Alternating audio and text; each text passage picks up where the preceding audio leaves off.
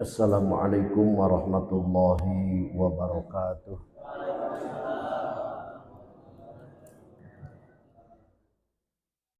A'udzu billahi minasyaitonir rajim.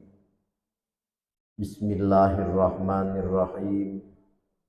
Alhamdulillahi rabbil alamin wal 'aqibatu lil muttaqin wala udwana illa 'alal zalimin.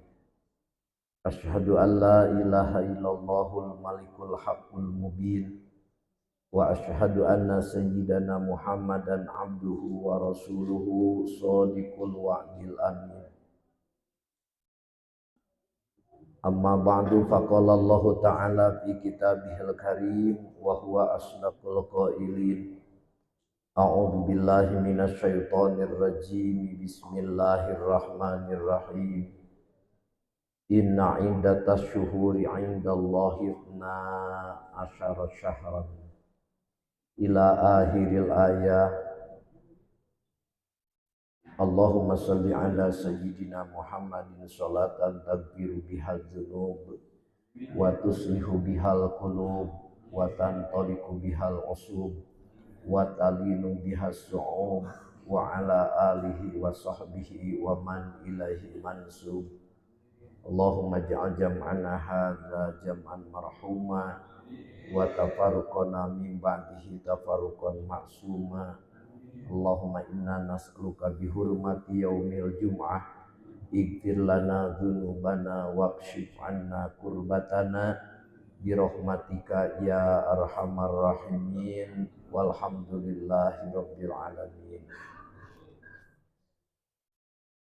Pertama-tama mari kita panjatkan puji syukur kehadirat Allah Subhanahu wa taala. Pada kesempatan sore kali ini kita masih diberi kenikmatan oleh Allah Subhanahu wa taala. Nikmat sehat, nikmat bisa menghirup udara segar di hari Jumat, terutama nikmat iman dan nikmat Islam. Patut kita syukuri dengan ucapan hamdalah, alhamdulillah rabbil alamin.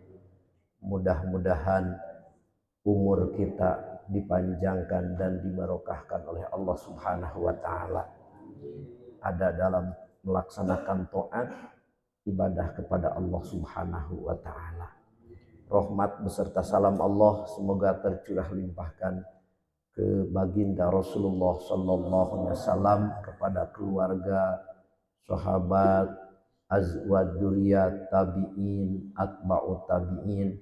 Tak lupa rahmat beserta salam Allah semoga tercurah limpahkan kepada kita sebagai umatnya di dunia ila yaumil jaza. Ayuhal hadirun rahimakumullah. Alhamdulillah pada kesempatan sore kali ini kita bisa bermuajahah, bermusafahah dalam rangka mengisi kegiatan bulanan kita. Dan alhamdulillah pada kesempatan kali ini kita memasuki tahun baru Islam 1448 Hijriah. 1 Muharram kemarin jatuh pada hari Selasa. Alhamdulillah bulan baru, tahun baru, mudah-mudahan semangat baru. Kalau istri terserah, istri baru. Mudah-mudahan Allah Subhanahu wa taala sehatkan badan kita, panjangkan usia kita, murahkan rezeki kita, soleh dan solihahkan keluarga kita. Apa yang menjadi hajat Tete Sarandi pada khususnya mudah-mudahan diberkahkan oleh Allah Subhanahu wa taala. Yang belum terbuka mudah-mudahan terbuka.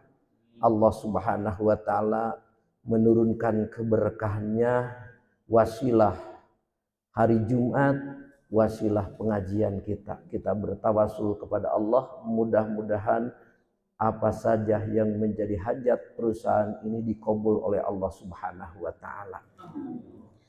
Ayuhal hadirun rahimakumullah, kalau kita bicara masalah bulan Masehi dan Hijriyah, tentunya awal penanggalan bulan Masehi ketimbang awal penanggalan bulan Hijriyah. Di zaman Rasulullah SAW, waktu baginda Rasul masih ada, belum ada penanggalan bulan.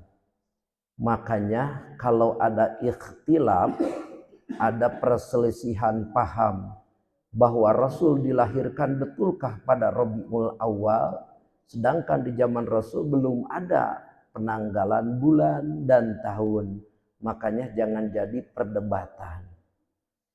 Kemudian setelah Rasulullah SAW tiada meninggalkan dunia, khalifah dilanjutkan oleh Abu Bakar Siddiq radhiyallahu anhu, sekaligus mertua baginda Rasulullah SAW. Itu juga sama, pada zaman Abu Bakar Siddiq belum ada penanggalan bulan Hijriyah.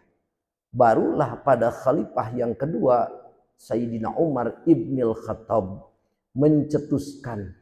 Itu juga hasil bermusyawarah antara para sahabat. Ya Amirul Mukminin, ini banyak sekali surat yang masuk ke kita, tapi entah mana surat yang duluan, soalnya tidak ada tanggal. Coba Amirul Mukminin, kita punya inisiatif, Islam itu harus mempunyai penanggalan. Umar bin Khattab berhubung rajulul mulham, orang yang diberi ilham oleh Allah Subhanahu wa taala.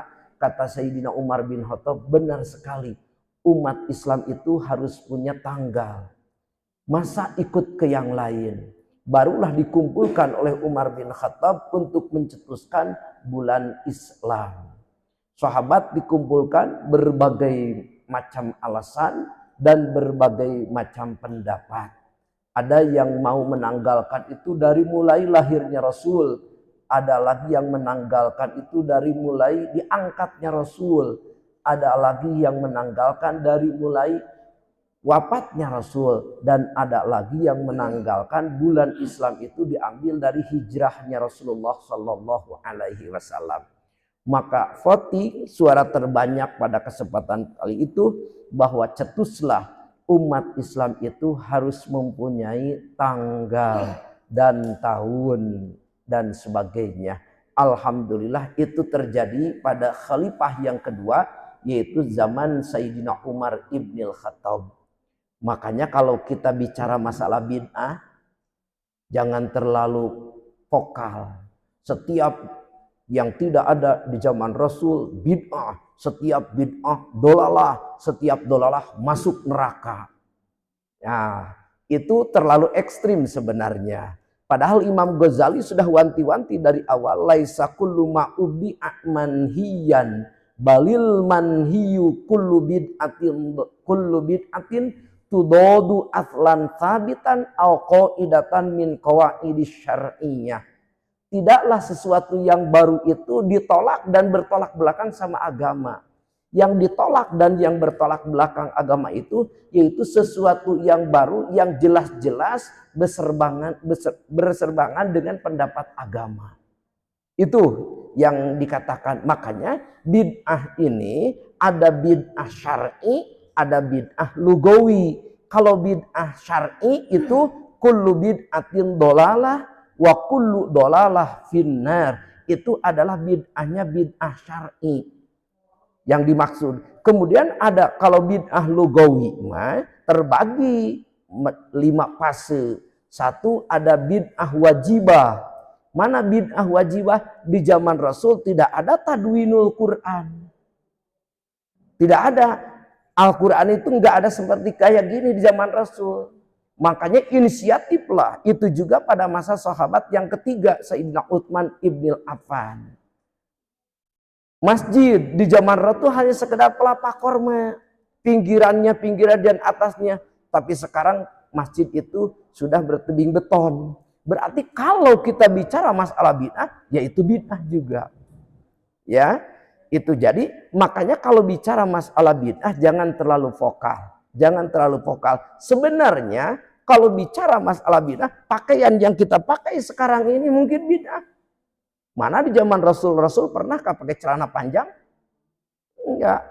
Kalau kita mau meniru 100% di zaman Rasul, oke, kita punya Toyota, jual, beliin onta. Ya, kalau mau ke Mekah, jangan pakai pesawat. Pesawat itu bid'ah. Lagian siapa yang bikin pesawat? Tidak mustahil orang non-muslim.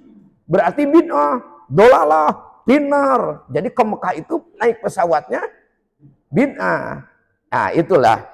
Jadi kesimpulannya, satu, penanggalan bulan Islam itu di zaman Khalifah Umar Ibn Khattab, yaitu khalifah yang kedua. Alhamdulillah dicetuskanlah umat Islam punya penanggalan baru.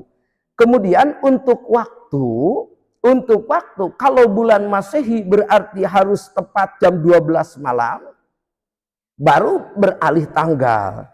Kalau umat Islam ngambilnya tidak jam 12 malam, tapi ghurubus syamsi, terbenamnya matahari. Nah sekarang bentar lagi tenggelam matahari. Untuk kali ini berarti waktu ini waktu terakhir pada hari Jumat. Nanti 5:30 ke sana waktunya berarti sudah masuk hari Sabtu. Makanya kalau kita punya anak lahirnya malam Sabtu misalkan, berarti hitungannya itu hitungan Sabtu kalau bulan Hijriah. Lain halnya dengan bulan Masehi. Bulan yang Allah muliakan, semua bulan juga mulia. Cuman ada 4 bulan yang mulia. Arba'atul hurum disebutnya. Yang 4 ini terbagi 2 fase. 3 bulan itu berturut-turut. Zulqa'dah, Zulhijjah, dan Muharram. Kemudian yang satu lagi Sardun. Sardun itu dalam artian terpisah. Yaitu bulannya bulan Rajab. Mengapa dikatakan bulan haram? Bulan hurum? Satu, dilarang melaksanakan peperangan. Jadi Rasul di 4 bulan ini tidak ada perintah perang. Dan Rasul tidak melaksanakan peperangan di 4 bulan ini. Satu. Kemudian yang kedua, mengapa disebut bulan haram? Allah lipatkan dosa dikala seseorang melaksanakan dosa di bulan-bulan ini. Kalau pahala ya jelas, kalau Allah lipatkan dosa berarti pahala juga dilipatkan. Makanya di bulan Muharram itu ada 1 hari yang mana hari ini sangat-sangat istimewa, yaitu tanggal 10. Makanya disebutnya 10 itu adalah Asyura. Kalau Jawa Tengah, Jawa Timur dan ke sana itu nyebutnya Suro. Sehingga Muharram juga hampir-hampir tidak ada. Ini katanya bulan apa nah? Suro. Jadi Muharram itu hampir tidak ada, nyebutnya bulan Suro. Bahkan dari 1 Suro, 2 Suro itu nyebutnya bulan Suro. Padahal Suro itu Asyura tanggal 10. Bahkan di kita, ini mungkin Jawa Barat ke sini, entah Jawa Timur, Jawa Tengah dan lain mah. Kalau di Jawa Barat suka ada biasanya satu kebiasaan di kala datang tanggal 10 bulan Muharram yang disebut hari Asyura itu bikin bubur. Bikin bubur. Adapun warnanya yang putih dan yang merah itu mah mungkin adat. Mungkin adat. Adakah dari sanahnya? Ya jelas ada. Cuman hebatnya para wali-wali Songo menyebarkan agama di Jawa Barat pada khususnya, umumnya di luar Jawa Barat, wali Sanga ini memberikan satu kelonggaran. Memberikan satu kelonggaran bagi masyarakatnya. Jangan hanya bubur. Jangan hanya bubur. Cobalah bubur itu dikasih bumbu-bumbu yang lain. Supaya agak enakan dikit. Makanya dikasih kacang. Dikasih seledri. Dikasih bawang. Kalau kita ngudag sejarah Nabiullah Nuh alaihissalam, bubur ya bubur. Mungkin tidak dikasih kacang. Mungkin tidak dikasih seledri. Dan mungkin tidak dikasih bawang goreng dan lain sebagainya. Nah itu terjadinya pada zaman Nabiullah Nuh alaihissalam. Bahkan ketika Rasul hijrah ke kota Madinah, kebetulan di Madinah itu pada waktu itu banyak orang Yahudi. Begitu datang Rasulullah ke kota Madinah, kata baginda Rasul, hei orang-orang Yahudi, engkau semua melaksanakan puasa? Naam ya Rasulullah, kami semua melaksanakan puasa.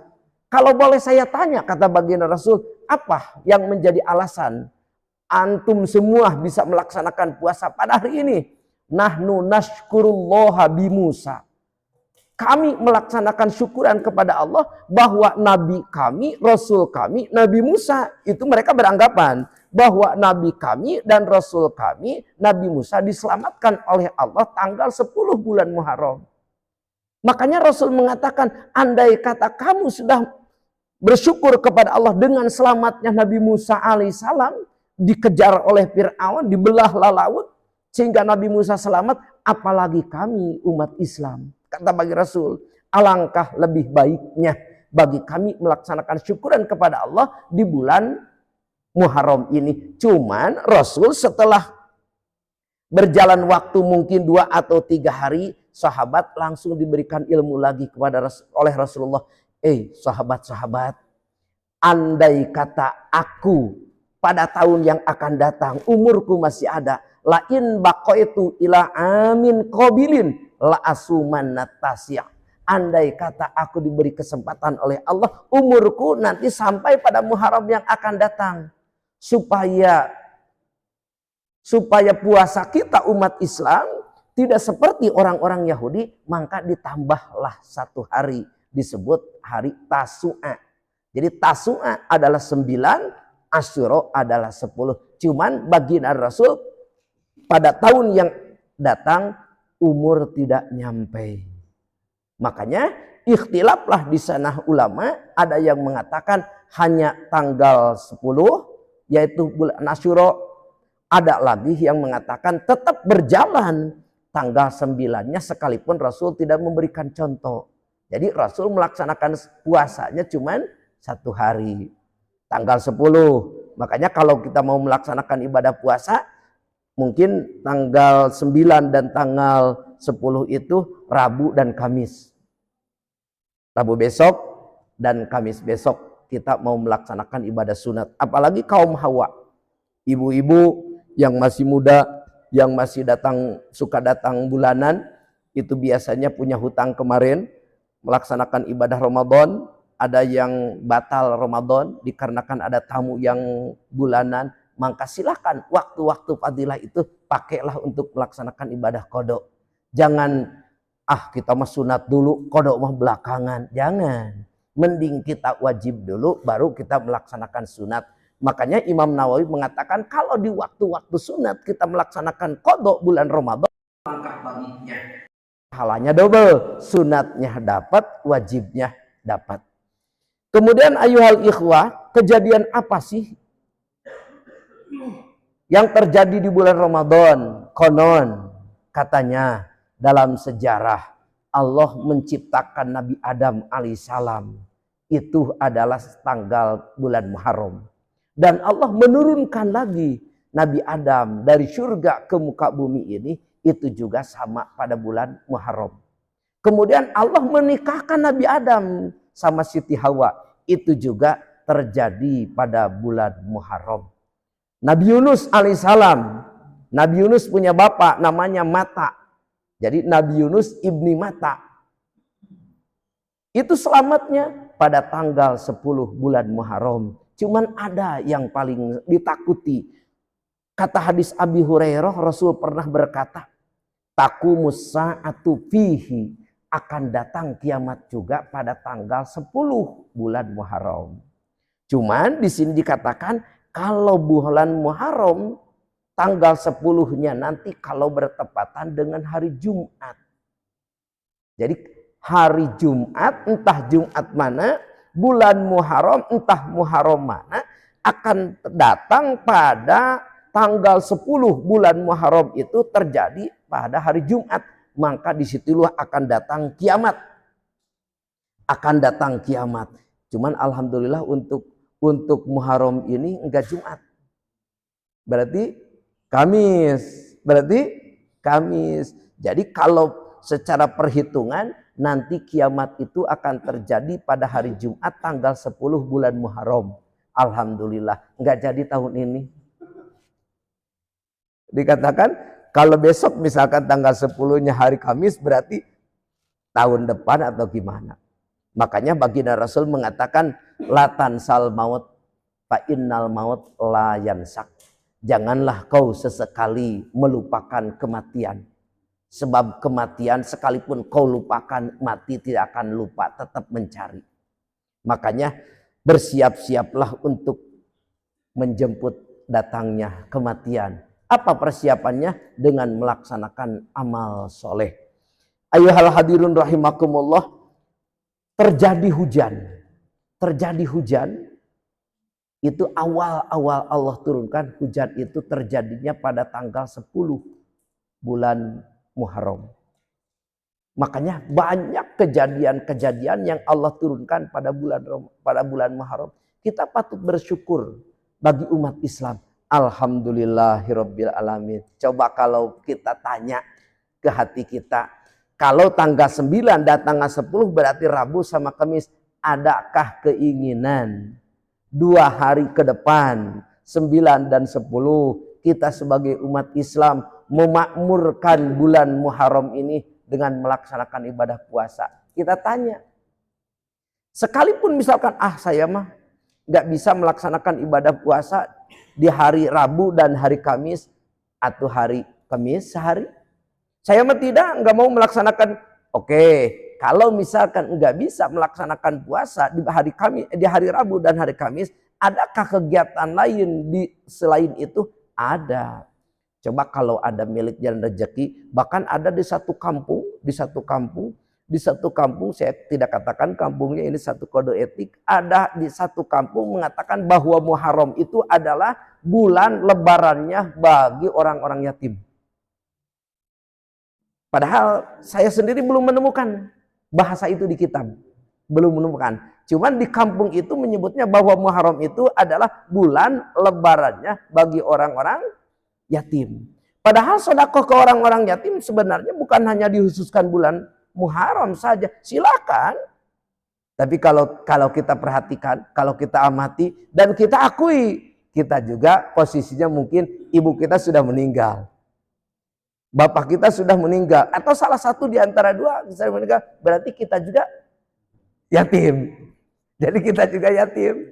Tapi yang yatim dikatakan oleh agama, laisal yatiman la abalahu walakinnal yatimul ilmi wal adab.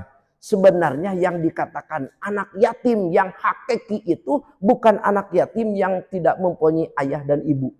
Tapi yang dikatakan anak yatim secara hakiki menurut agama adalah orang yang tidak mempunyai ilmu dan tidak mempunyai adab. Makanya penting mana ilmu dan adab? Ulama berbeda pendapat di sini. Kalau ulama tasawuf mengatakan jelas penting adab ketimbang ilmu. Al-adab wal akhlak fauqal ilmi. Tapi adakah kesinambungan antara ilmu dan adab? Jelas. Seseorang bisa punya adab, seseorang punya etika itu dilandasi dengan ilmu. Tapi Gausil A'dham Syekh Abdul Qadir Jailani qaddasallahu sirrah, aku lebih menghargai dan menghormati orang yang beradab ketimbang orang yang punya ilmu tapi tidak punya adab. Itu jelas. Jadi pentinglah adab di sini. Jadi banyak kejadian-kejadian yang terjadi pada bulan Muharram. Kemudian Allah menerima taubatnya Nabi Adam, itu juga sama di bulan Ramadan, di bulan Muharram. Ayuhal hadirun rahimakallah, kalau kita bayangkan Nabi Adam tinggal di surga, padahal Nabi Adam tidak melaksanakan dosa. Lagian dosanya Nabi, misalkan kalau Nabi Adam jelas-jelas dikatakan melaksanakan dosa. Dosanya Nabi Adam juga ada tasrih, ada keuntungan. Kalau misalkan tidak Nabi Adam seperti itu, siapa yang akan menyinggahi dunia? Tapi Nabi Adam sadar diri. Makanya Nabi Adam mengatakan, aku melaksanakan satu dosa. Tapi ketika aku melaksanakan satu dosa, sama istri berpisah. Bukan hanya sebentar, 200 tahun. Rabbana zolamna ambusana wa illam tagfir lana wa tarhamna lanakunanna minal khasirin. Sampai terpecah sama istrinya. Nabi Adam diturunkan oleh Allah di Sarondib, yaitu di India. Kemudian Babu Hawa diturunkan oleh Allah Subhanahu wa taala di Jeddah. Itu 2 tahun. Manusia baru 2. Coba bisa dibayangkan. Mun cek bahasa urang mah kasarna kamananya bojo teh, cek bojo kamananya caroge teh aya rungkun-rungkun Kang. Cek pameget, cek istri, lamun cek pameget meureun aya rungkun-rungkun nyi ditinggali teh teu aya. 200 tahun sampai terpisah. Masya Allah. Sababnya 1 dosa. Tapi Nabi Adam alaihissalam bertobat kepada Allah selama 200 tahun. Tapi umat Nabi Muhammad sallallahu alaihi wasallam melaksanakan maksiat di 4 waktu. Kita melaksanakan dosa itu di 4 waktu. Siang. Kalau tidak siang, malam. Kalau siang tidak, malam tidak, berarti terang-terangan. Kalau tidak terang-terangan berarti secara sembunyi. Itu 4. Makanya ulama tasawuf mengatakan barang siapa yang membaca bismillah 1 kali. Bismillahirrahmanirrahim. Tapi dengan hati yang bersih. Dengan hati yang ikhlas. Allah akan ampuni dosa di 4 tempat tersebut. Sekalipun 1 kali baca bismillahnya. Apalagi berkali-kali. Bahkan ada 1 aurat bismillahirrahmanirrahim kalau dibaca 16.000. Kira-kira kalau 16.000 kita tanya diri kita, udah pernah belum? Belum. Ada poin yang kedua. Poin kedua ya berapa? 786. 1 waktu. 786 udah pernah? Belum. Ya, oke, kita tawarin yang ketiga. Tawarin yang ketiga berapa? 111. Udah pernah? Alhamdulillah. Oke, ada lagi penawaran. Dari 111 ada lagi. Mana? 11. Aduh, saya mah 11. Ayo, penawaran terakhir. 1 balik. 1 kali. Ah, urang meningkeun sakali we. Tapi gede ganjaranana. Ya gitulah. Itulah dari Allah Subhanahu wa taala, Rahman Rahimnya Allah bagi umat Rasulullah sallallahu alaihi wasallam, pahalanya gede, pahalanya besar, tapi kerjanya enggak ribet. Hanya sekedar membaca bismillahirrahmanirrahim. Makanya ulama fikih nih, ulama fikih membagi bismillahirrahmanirrahim itu 4. 1 ada bismillah wajib. Di mana letaknya bismillah wajib? Di Fatihah kala melaksanakan sholat. Mau itu sholat sunat ataupun sholat wajib, hukum membaca bismillahnya wajib. Tidak dimasalahkan jahar dan sirnya. Yang penting membaca. Konon ada orang yang membacanya tidak kedengaran. Udah, jangan dimasalahkan. Yang penting dia baca. Ada kok yang baca bismillahnya nyaring. Udah, jangan dimasalahkan. Itu juga alhamdulillah baca. Makanya Imam Syafi'i mengatakan hukumnya membaca bismillah di dalam melaksanakan sholat Fatihah, maksudnya di Fatihahnya. Di Fatihahnya. Mau itu sholat sunat ataupun sholat wajib, hukumnya adalah wajib. Tidak sah, Imam Syafi'i mengatakan kalau orang sholat membaca Fatihah tidak membaca bismillah. 1. Kemudian yang kedua, hukumnya membaca bismillah itu adalah hukum membaca bismillah sunat. Di mana hukum membaca bismillah sunat? Kullu amrin dibalin la yubdau fihi bismillahirrahmanirrahim. Setiap perkara yang mungkin hitungan perkara itu adalah bagus menurut agama. Makanya awali dengan bismillah. Mau tidur, bismillah. Mau tidur sama istri juga bismillah. Mau makan bismillah. Mau minum bismillah. Bahkan bismillah yang sering kita baca sekalipun ayat Al-Quran, kaum Hawa, ibu-ibu yang sudah tua, ibu-ibu yang masih muda, yang masih ada suka datang bulan, sekalipun lagi datang bulan membaca bismillah tidak haram. Jadi ada 11 khususiat ayat Al-Quran, sekalipun dia lagi datang bulan tidak haram. Di antaranya membaca Bismillahirrahmanirrahim. 2. Kemudian yang ketiga, membaca Bismillahirrahmanirrahim adalah makruh. Di mana letaknya membaca Bismillahirrahmanirrahim adalah makruh? Di tempat yang suka ada najisnya. Kita misalkan punya lapangan di depan rumah, halaman, suka ada ayam berak di sana. Kita sambil sapu-sapu bersih-bersih membaca bismillah, itu adalah makruh. Kemudian yang keempat, ada hukumnya membaca bismillahirrahmanirrahim, itu adalah hukumnya haram. Di mana letaknya membaca bismillahirrahmanirrahim haram? Itu membacanya di dalam WC.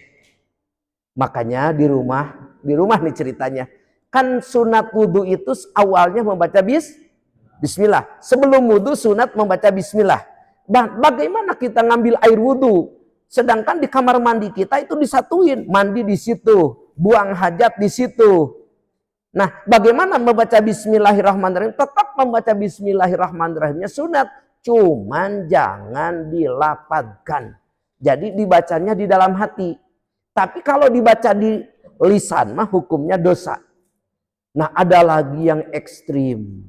Itu secara ilmu fikih, tapi menurut ilmu tasawuf ada lagi yang ekstrim. Apa ekstrim? Maksudnya membaca bismillah ini hukumnya kufur. Ada. Jadi Al-Quran kalau ditempatkan bukan pada tempatnya lain cerita. Mana baca bismillah? Kan bismillah itu ayat Quran, tapi kok bisa seseorang membaca bismillah ini dengan kufur? Bukannya bismillah dapat pahala? Ya, kalau dapat pahala itu ditempatkan di tempat yang sesuai. Tapi kalau di tempat yang maksiat, contoh na'udzubillah, ada seseorang mau zina, ada seseorang mau menenggak minuman keras, bismillahirrahmanirrahim, itu hukumnya adalah kufur. Kufur. Apa sebab mengolok-olokkan ayat Quran? Makanya ayuhal ikhwan, Al-Quran itu li'annal Qur'ana yastadillu bihil muhiqqu wal mubdil. Al-Quran ini bisa dipakai dalil oleh orang yang berbuat benar dan orang yang berbuat salah. Makanya Imam Syafi'i mengatakan li'annal Qur'ana mujmalun yastadillu bihil muhiqqu wal mubdil. Al-Quran ini masih global, bisa dipakai dalil oleh orang yang benar dan bisa dipakai dalil bagi orang yang berbuat salah. Makanya momentum Muharram pada kesempatan kali ini, pertama kita syukuri alhamdulillah. Usia kita secara hitungan bertambah. 50 jadi 51, 40 jadi 41, 42 jadi 43. Kalau secara hitungan mungkin usia kita bertambah. Tapi pada hakikatnya umur kita adalah berkurang.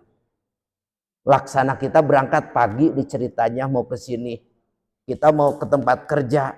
Alhamdulillah ketika kita mau tempat kerja. Dari rumah kan untuk ke sini misalkan jauh. Jauh. Pas masuk gerbang sana berarti kita udah dekat. Sampai ke pabrik ini. Berarti kalau sudah dekat berarti sudah hampir sampai. Jadi usia kita ayuhal hadirun hitungan bertambah, tapi pada hakikatnya usia kita berkurang. Mudah-mudahan Allah Subhanahu wa taala memanjangkan umur kita. Ada dalam taat ibadah kepada Allah Subhanahu wa taala. Rasul mengatakan yang paling bagus usia itu adalah usia yang dimaksud dengan panjang itu adalah mantola umruhu wa hasuna amaluhu, orang yang panjang umurnya dan bagus amalnya. Sebaliknya yang dimaksud dengan usia jelek itu adalah orang yang usianya panjang tapi amalnya jelek banyak. Kita bertawud kepada Allah Subhanahu wa taala. Selain kita memohon pertolongan kepada Allah, Allah panjangkan usia, Allah sehatkan badan kita, dan Allah solehkan keluarga kita. Mudah-mudahan ya Allah, di detik-detik kita mau masuki untuk hari besok tanggal misalkan Muharram, kita bermunajat kepada Allah. Mudah-mudahan Allah Subhanahu wa taala ngabul hajat kita, sehingga PT Sarandi Karya Nugraha ini diberikan keberkahan oleh Allah Subhanahu wa taala. Dan karyawan-karyawatinya masih tetap eksis di sini. Kita mudah-mudahan Allah limpahkan keberkahan berkah hari Jumat ini. Mudah-mudahan Allah Subhanahu wa taala kabul doa kita. Sama-sama bermunajat kepada Allah. Al-Fatihah. A'udzubillahi minasyaitonirrajim. Bismillahirrahmanirrahim. Alhamdulillahirabbil alamin arrahmanir rahim maliki yaumiddin iyyaka na'budu wa iyyaka nasta'in ihdinas siratal mustaqim siratal ladzina an'amta 'alaihim ghairil maghdubi alaihim waladdallin. Ikuti doa ini, mudah-mudahan dikabul oleh Allah Subhanahu wa taala. Bismillahirrahmanirrahim. Allahumma inni as'aluka imanan la yartadu wa na'iman la yanfadu wa qurrata ainin la tanqati'u wa murafaqata sayyidina Muhammadin sallallahu alaihi wasallam fi a'la jinanil khuldi birahmatika ya arhamar rahimin. Allahumma inni as'aluka imanan la yartadu wa na'iman la yanfadu wa qurrata ainin la tanqati'u wa murafaqata sayyidina Muhammadin sallallahu alaihi wasallam fi a'la jinanil khuldi. Allahumma inni as'aluka imanan la yartadu wa na'iman la yanfadu wa qurrata ainin la tanqati'u wa murafaqata sayyidina Muhammadin sallallahu alaihi wasallam fi a'la jinanil khuldi birahmatika ya arhamar rahimin.